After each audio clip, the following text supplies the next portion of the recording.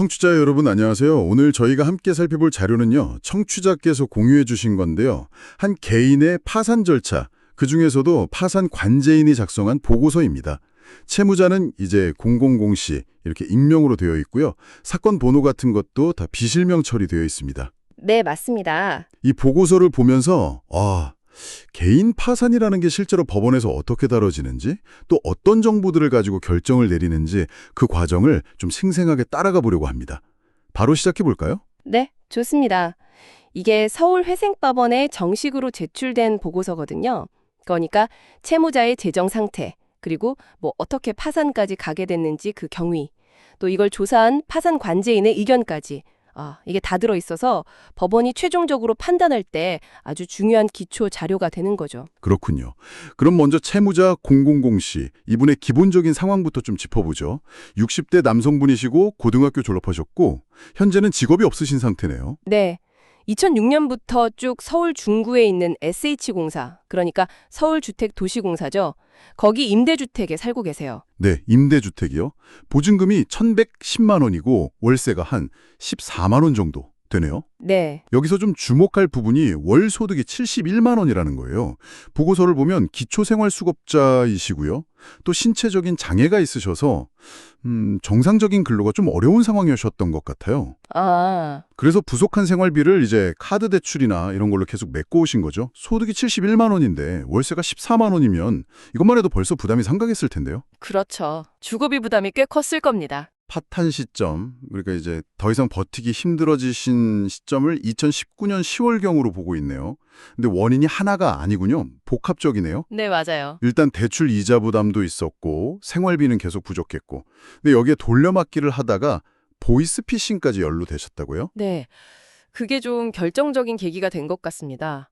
생활비 때문에 계속 빚을 내서 막다가 그 과정에서 보이스피싱에 연루되면서 통장 사용까지 어려워지신 거예요. 와, 통장까지 묶이면 정말 방법이 없으셨겠네요. 네, 그쵸. 완전히 막다른 길에 몰리신 거죠.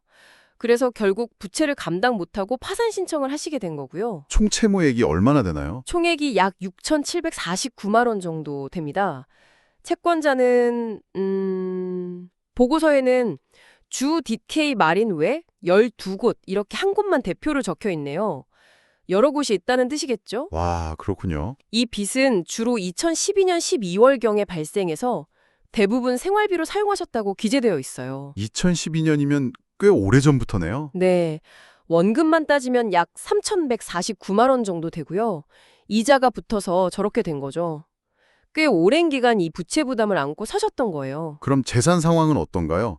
아까 말씀하신 그 임대차 보증금 1,110만 원, 이게 전부인가요? 네. 보고서상으로는 그게 전부인 것 같습니다.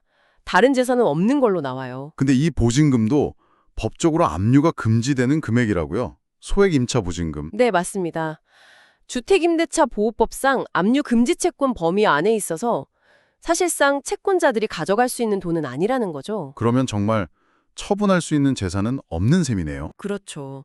파산관제인이 굉장히 꼼꼼하게 조사를 했더라고요.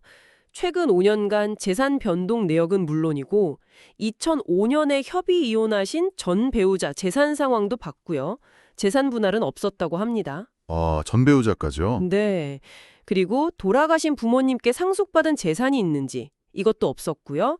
심지어 자녀들 명의 재산까지 다 확인을 했어요. 와, 정말 철저하게 보네요. 네.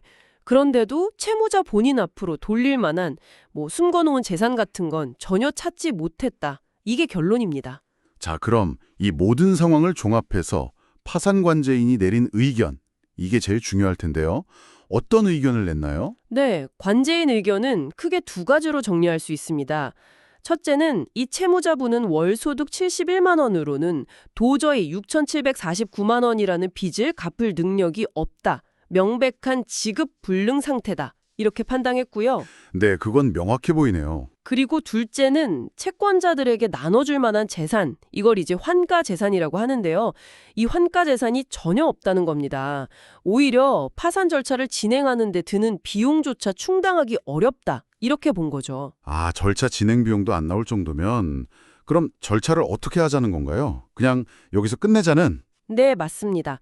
법에 따라서 채무자 회생 및 파산에 관한 법률 제545조입니다. 이 파산 절차를 폐지하는 것이 맞다. 이런 의견을 냈습니다. 그러니까 더 이상 절차를 끌고 가봤자 실익이 없다는 판단인 거죠. 절차는 폐지하고 그럼 빚은 어떻게 되는 건가요? 아, 그게 중요하죠. 절차 폐지와 동시에 면책을 허가해야 한다는 의견을 같이 냈습니다. 면책이요? 네, 면책이라는 건 빚을 갚을 책임을 면제해 주는 거잖아요. 관제인이 보기에 이분이 재산을 일부러 숨기거나 법원에 거짓말을 하거나 이런 면책 불허가 사유에 해당되는 행동을 한 게 전혀 없다는 거예요. 아하. 그렇기 때문에 이분에게 다시 경제적으로 일어설 기회를 주는 것이 타당하다. 그래서 면책을 허가해 달라는 의견을 낸 겁니다. 다행히 채권자들도 별다른 이의는 없었다고 하고요. 네, 보고서에는 채권자 이해에는 없었다고 기재되어 있습니다. 결국 파산 절차는 실익이 없어 종결하지만 남은 빚은 탕감해 주어서 새 출발의 기회를 주자. 이런 결론이네요. 네, 정확합니다. 오늘 살펴본 이 보고서가 참 많은 걸 생각하게 하네요. 기초생활수급이나 공공임대주택 같은 사회안전망이 분명히 있었는데도 장애나 저소득 문제에다가 예상치 못한 보이스피싱 같은 사건까지 겹치니까 개인이 정말 속수무책으로 무너질 수도 있구나 싶습니다. 맞습니다. 그래서 파산 및 면책 제도가 필요한 거고요. 이런 상황에 처한 개인에게 정말 마지막 기회를 제공하는 중요한 사회적 안전망 역할을 하는 거죠. 물론 그 과정은 오늘 보신 것처럼 아주 엄격한 조사를 거치게 되고요. 아무에게나 쉽게 기회를 주는 건 아니니까요. 그렇죠. 함부로 악용되어서는 안 되니까요.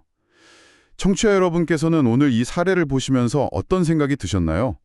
개인이 아무리 노력해도 감당하기 어려운 위기가 찾아왔을 때 우리 사회는 어떤 도움을 줄 수 있을지, 또 그 과정에서 공정함은 어떻게 지켜야 할지, 이런 균형점에 대해서 한 번쯤 고민해보게 되는 그런 사례였던 것 같습니다.